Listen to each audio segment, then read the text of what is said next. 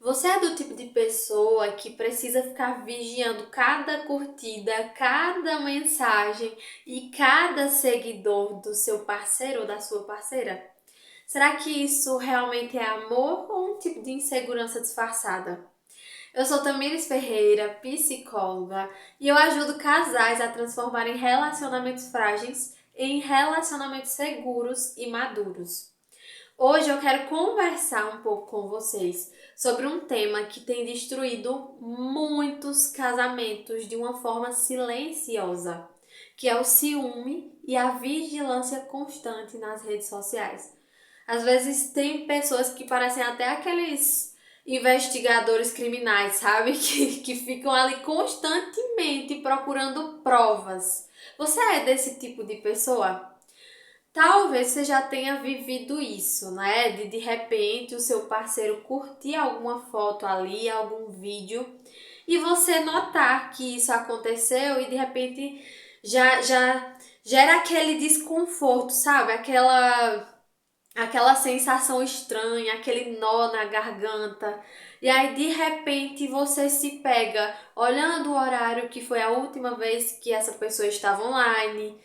Quando aquela pessoa dá ali algum vacilo, você vai, pega o telefone escondido e começa tentando encontrar alguma coisa, tentando encontrar alguma prova, digamos assim, ou até mesmo chegou a discutir com o seu parceiro ou a sua parceira porque de repente ele estava online e não respondeu a sua mensagem. E aí, isso já aconteceu com você? Você já quis dar uma de investigador secreto com o seu parceiro?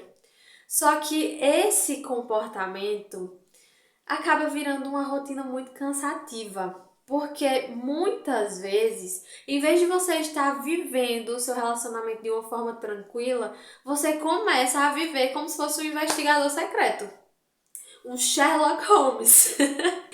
E infelizmente, gente, brincadeiras à parte, né?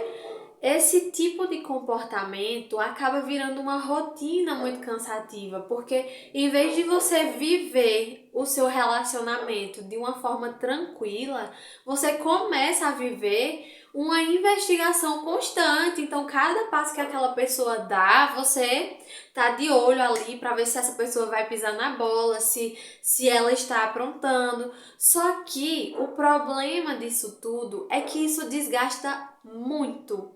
Não só quem está vigiando, mas também quem está sendo vigiado, digamos assim. Porque quem vigia fica exausto e inseguro. E quem é vigiado se sente sufocado e desrespeitado. Quando chegam alguns casos parecidos com esses para mim, sabe? Eu sempre pergunto para a pessoa que está ali, né, vigiando constantemente. E se fosse o contrário? E se fosse você, a pessoa que está sendo vigiada constantemente, como é que você se sentiria nessa situação? Sabe? Porque muitas vezes a gente não se coloca no lugar do outro.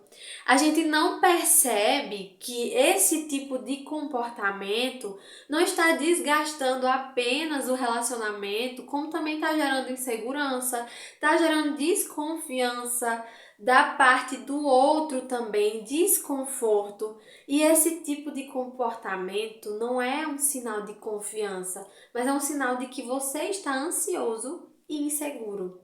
O ciúme em si, ele é uma emoção normal, certo? Até porque você é humano e quando a gente ama uma pessoa, é claro que a gente tem o interesse de cuidar, a gente em alguns momentos vai sentir esse ciúme, mas quando esse ciúme ele acontece de uma forma descontrolada, ele gera insegurança e desgasta o relacionamento, como eu já falei para vocês.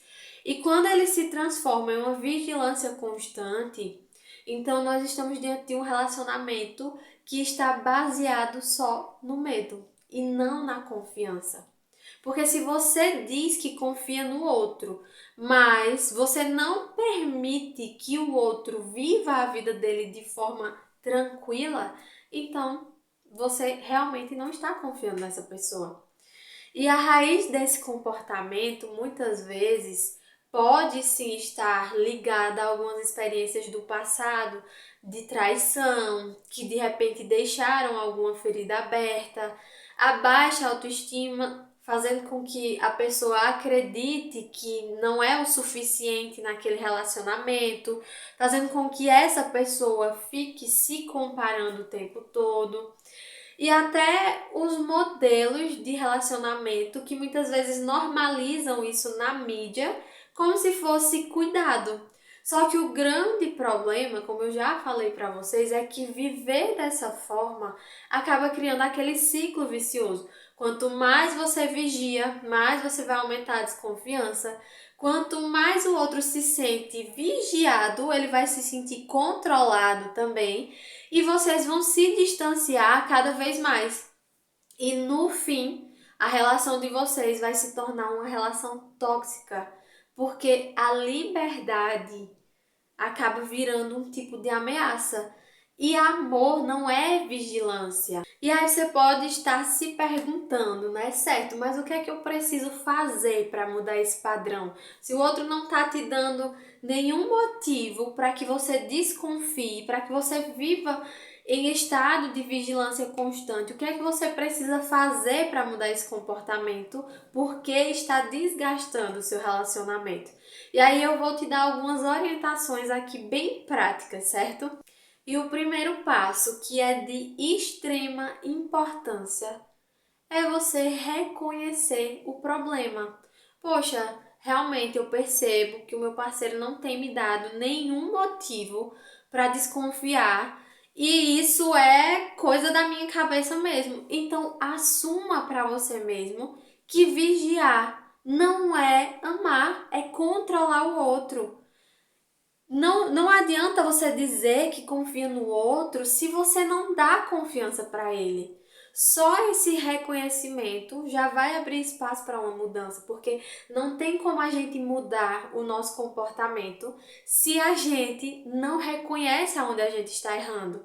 Então, se você percebe que é você que está criando coisas, né, que está nessa vigilância constante, então assuma para você mesmo que você precisa mudar. Fale também sobre os seus sentimentos com o seu parceiro. Então, em vez de você ficar tentando cobrar, né? Em vez de você ficar ali tentando discutir sobre as curtidas que você viu nas redes sociais, as mensagens ou seguidores, então fale para o seu parceiro ou para a sua parceira como você se sente com relação a isso. Porque quanto mais a gente cobra, mais o outro vai se sentir aprisionado. Então, assim, um relacionamento ele não é feito de cobranças, mas a gente fala a forma que a gente se sente. E aí, se a gente fala a forma que a gente se sente e o outro continua com comportamentos que nos machucam, então a conversa aí já é totalmente diferente.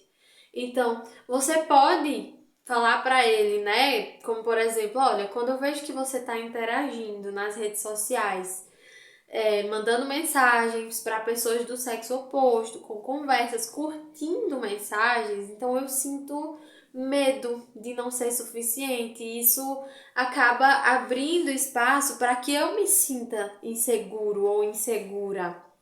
Então, quando você fala como você se sente, isso vai abrir espaço para o acolhimento, não para aquela guerra, né? Ah, você está tentando controlar a minha vida. Não, você está falando como você se sente.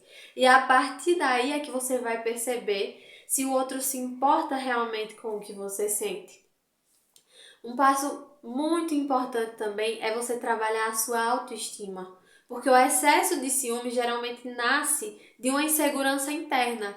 Então, invista tempo em você, em atividades que fortaleçam a sua autoestima, quem sabe que fortaleçam a sua identidade além do relacionamento. Lembre-se que antes dessa pessoa, antes de você se relacionar com alguém, existe você e você precisa de um tempo para cuidar de si mesmo. Você precisa de um tempo para olhar para você com atenção e com carinho. Tem uma frase que eu achei muito interessante de uma paciente minha que eu levei pra vida, né? Quer dizer assim, quem não se cuida por si se rejeita. Então, você precisa se cuidar, você precisa fortalecer a sua autoestima e você precisa de momentos para você olhar para si mesmo como alguém que precisa de cuidado, como alguém que precisa de carinho também. Fortaleça a sua autoestima, porque isso vai te ajudar a lidar da melhor forma também com as inseguranças que você vem sentindo. Um outro passo muito importante, estabeleça limites saudáveis dentro do relacionamento. Não é sobre proibir o outro de fazer determinadas coisas, não é sobre não usar as redes sociais, mas é sobre definir juntos qual é o limite, né, de respeito dentro do relacionamento de vocês. Existem alguns comportamentos, algumas situações em que você percebe que você não vai permitir, que você não vai aceitar dentro desse relacionamento. Então, deixe claro para o seu parceiro. Por exemplo, né? Transparência em algumas interações, né? Mas sem transformar a vida digital em uma cadeia de vigilância. Então, seja transparente. Olha, o meu limite é esse aqui. Eu não aceito determinados comportamentos. E aí, o que que acontece, né? Você vai obrigar o outro a mudar o comportamento? Não, certo? Então, se você definir os limites e você percebe que essa pessoa está passando dos limites, né? Não tem como você obrigar o outro a mudar. Então, quem tem que mudar é você. A gente precisa ser claro com isso. Então, se necessário também, busque a ajuda de um profissional. Quando o ciúme acaba fugindo do controle, a terapia de casal ou a terapia individual, ela pode ajudar a ressignificar algumas experiências e reconstruir também o relacionamento. Mas um fato que é muito importante de dizer, né? A terapia de casal, ela só vai funcionar se os dois quiserem mudar. A mudança precisa partir dos dois. E para finalizar, né? Amar não é sobre viver de senhas, de prints, de investigações, porque amor é segurança, é saber que o outro está com você porque ele escolheu estar com você. Essa pessoa tinha opções antes de você, já se relacionou com outras pessoas antes de você, e se ela escolheu, se ele escolheu estar com você agora, é porque existe uma razão específica, é porque essa pessoa gosta de você.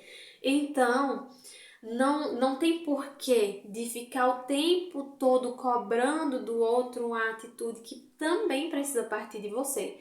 Agora, como eu falei para vocês, né? Não tem como a gente mudar o outro. Se você percebe, né, que o outro realmente tem te dado motivos para que você desconfie, então realmente a conversa já é totalmente diferente, né? Defina quais são os limites que você vai aceitar dentro desse relacionamento. Até porque amar é respeitar. Então, o outro precisa entender que você merece respeito. E aí o respeito vai ser dado, né? Até o limite em que você permite. E o desrespeito também. A pergunta que eu faço para você é: você quer viver um relacionamento baseado no medo de perder ou na liberdade de confiar? Então, se esse tema falou com você, deixa aqui nos comentários se você já viveu algo parecido, né? Com esse excesso de ciúmes e essa vigilância, como é que isso impactou a sua vida. E aproveita também para se inscrever aqui no meu canal, ativa as notificações, compartilha esse vídeo com alguém que você acredita que precisa refletir sobre isso também. E a gente se vê no próximo vídeo.